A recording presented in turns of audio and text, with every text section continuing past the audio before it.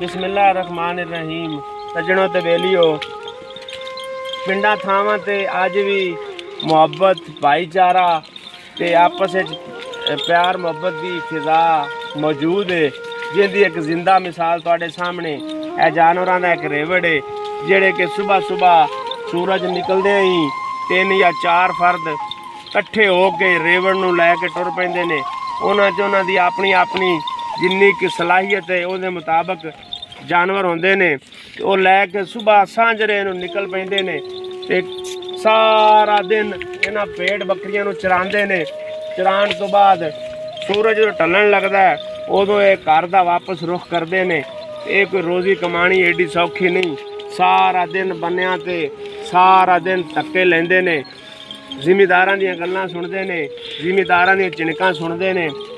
उस तो बाद जाके अपनी रोज़ी कमाते ने।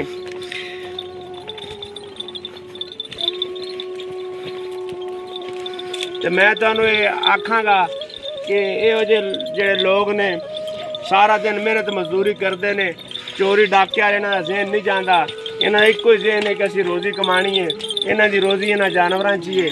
ते कभी तुहाडे बन्ने ते आ जाण, थोड़ा बहुत अनजाने च नुकसान कोई जानवर कारी देवे तो इन्हां नूं माफ़ी दे दिया करो, क्यों जे चोरी डाके नहीं करते, हलाल कमाई कर रहे हैं तो मेहनत कर रहे हैं। तो मेहनत दे विच बड़ी अजमत है। अल्लाह ताला साढ़े सारे भरावां नूं हलाल कमाई खाने की तौफीक अता फरमावे, हराम तो बचावे। अस्सलाम वालेकुम।